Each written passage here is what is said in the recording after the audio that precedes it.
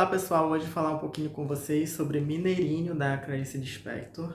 É um conto que está aqui nas suas obras reunidas, né, nos seus contos reunidos, organizados pelo Benjamin Moser. Ele está dentro de uma parte que se chama Fundo de Gaveta, e dentro tem 3, 4 contos. Tem 4 contos, né? Tem a Pecadora Queimada e os Anjos Harmoniosos, Perfil de Seres Eleitos, Discurso de Inauguração e Mineirinho, que, assim, gente, é um conto muito forte da Clarice. Na entrevista que ela fez para a TV, ela fala que o livro mais confuso, assim, né, o que ela escreveu, que ela não chega a entender, é Mineirinho e o Ovo e a Galinha. Mineirinho se chama José Miranda Rosa.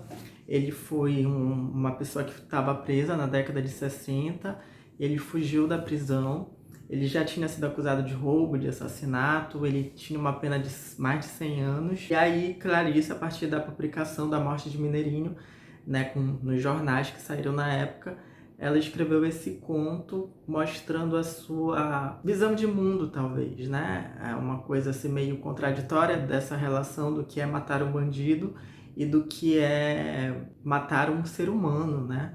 E aí ela faz essa questão, vai nessa questão dos 10 mandamentos, não matarás, e aí bandido bomba, bandido morto, mas é como se houvesse uma dualidade, né? Nessa questão aí do que é matar esse facínora.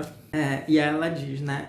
Suponho que é em mim, como um dos representantes de nós, devo procurar porque está doendo a morte de um facínora. Enfim, aí ela pergunta para a empregada dela o que ela pensa sobre a morte desse homem, né? Do Mineirinho. E a empregada, ela não responde assim muito bem. Mas é interessante assim que ela dá voz, digamos assim, pro Mineirinho, que é esse bandido, esse marginal, né, um ser excluído da sociedade, né, e para uma empregada doméstica, que também é um ser excluído socialmente, né, tá num lugar assim inferior, digamos, né, dentro da perspectiva da classe social, né, e do que a gente entende assim enquanto valor, né, na sociedade. E a partir disso ela entra nessa espécie de transe sobre o que é essa morte e principalmente sobre o que são esses 13 tiros, né, porque assim, ela até na entrevista fala, bastava um tiro para matar ele, né? Bastava um tiro, por que 13? Então os outros era a vontade de matar, assim, né? E aí ela vai descrevendo, é tão bonito como ela vai descrevendo como é ouvir cada um desses tiros. Porque o primeiro deixa ela em certa segurança, mas o segundo a assusta, né? E ela diz, né? Alguma coisa que se me faz ouvir o primeiro e o segundo tiro com um alívio de segurança. No terceiro me deixa alerta. No quarto, desassossegada. O quinto e o sexto me cobrem de vergonha. O sétimo e o oitavo eu ouço com o coração batendo de horror. No nono e no 10º minha boca está trêmula. No 11º digo em espanto o nome de Deus. No 12º chamo meu irmão. O 13º tiro me assassina. Porque eu sou o outro, porque eu quero ser o outro. E é muito bonito também essa perspectiva da alteridade, né?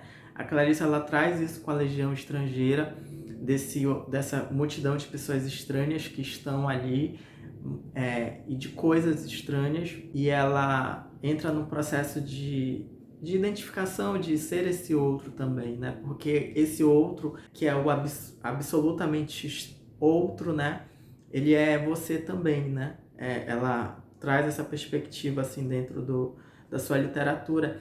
E Mineirinho, a empregada doméstica acabam sendo também esse outro perante essa mulher de classe média alta, dona de casa, tem condições de ter uma empregada que tem a segurança do seu lar, mas aí ela entra nisso do que ela é também, né? Perante isso que é absolutamente outro. Acho muito forte que ela fala também sua violência inocente, não nas consequências, mas em si inocente como a de um filho de quem o pai não tomou conta. Tudo que nele foi violência é em nós furtivo, e um evita o olhar do outro para não correr o risco de nos entendermos. E aí ela fala também de Deus, né? Porque antes de Deus, e a gente tem esse hábito de entregar para Deus as responsabilidades das coisas, existe um homem, né, que poderia ser um amparo para essa pessoa, né?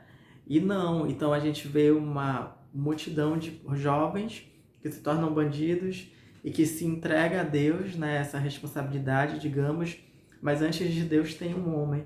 E ela diz, né, continuo, porém, esperando que Deus seja o pai, quando sei que um homem pode ser o pai de outro homem.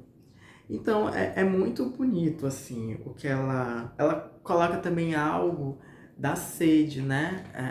Ela diz assim, eu sei o que é ter sede, eu dou água para o outro bebê porque eu sei o que é ter sede. Mas o que é esse alguém que não tem água para beber? Ela diz assim, eu não quero esta casa, quero uma justiça que tivesse dado a chance a uma coisa pura e cheia de desamparo. E, enfim, é bem bonito, assim, é de uma revolta, né, grande. É interessante, assim, com que ela brinca. Eu li um artigo muito bom a respeito desse livro, chamado A Ética na Literatura, de Mineirinho, de Clarice Lispector, do Judith Rosenbaum. É muito bom mesmo esse artigo. E aí ele diz, né, que a situação aconteceu em 62, em um tiroteio, e Mineirinho ele foi assassinado e foi abandonado em um lugar. Então só acharam o cadáver dele com os 13 tiros. Foi publicada no jornal, e aí ele faz essa associação do que é isso enquanto notícia de um jornal e do que é a escrita da escritora, né, da literária, assim, e de como ela brinca com esses dados jornalísticos, porque o jornalismo ele lida com números, com estatística, e ela vem com esse número de certo modo, né, quando ele associa com 13 tiros, do que cada um desses tiros causou nela. E aí no jornal descreve também onde cada tiro atingiu o Mineirinho, na perna, no braço, né, no pescoço, enfim. Ele até diz, né, o retalhamento corporal de Mineirinho parece de fato ter impressionado nossa autora, que incorpora o recurso dando-lhe um novo destino. A cada tiro a mais, é a sua e a nossa escuta que se fere e se contorce de vergonha, de horror, de espanto, culminando na total identificação com a vítima e no seu próprio assassinato. Do alívio de segurança com o primeiro tiro, a morte do outro e de si no 13º, observa-se uma inversão absoluta e crucial. De sujeito protegido pela lei, a narradora se torna o outro perseguido pela mesma lei. Dobradiça de duas faces antagônicas. E isso é muito bonito, assim, né? Eu andei refletindo, assim, porque esse lugar de proteção social que algumas pessoas adquirem, ele é muito tênue, né? Sabe aquela coisa, me diz com quem tu andas, que eu digo quem tu és? Essa implicação, né, do que é a mulher casada, assim, esses moldes sociais que a gente tem que obedecer para ser visto de um modo correto, né, digamos, e com isso um tipo de proteção. Então, a linha que separa o que é a marginalidade, o que é aquela pessoa perigosa socialmente que deve ser retirada e dar pessoas de bem, né, e ser uma pessoa de bem, é muito tênue, assim, o perigo ele tá muito à espreita e o preço que se paga para se manter enquanto essa pessoa de bem também é muito alto. E ela diz assim, né? Essa justiça que vela meu sono, eu a repudio, humilhada por precisar dela, enquanto isso durmo e falsamente me salvo. É interessante também nesse texto, nesse artigo, uma relação que se tem com A Hora da Estrela. E assim, a narradora aqui, que é a própria autora, ela grita em prol de Mineirinho, né? Ela dá voz para esse sujeito. E na Hora da Estrela existe um narrador que grita pela Macabeia. E é muito interessante isso, assim, porque ele descreve que é como se eles fossem duas faces de uma mesma moeda, né? Mineirinho, esse ser violento, né? Agressivo, assassino, né? E Macabeia, esse ser excluído, silenciado, né? Apagado, invisível. Aí ele diz, né? Ambas são personagens da exclusão, mas surgem de modos antitéticos. Em Mineirinho, a marginalidade se faz violência e terror.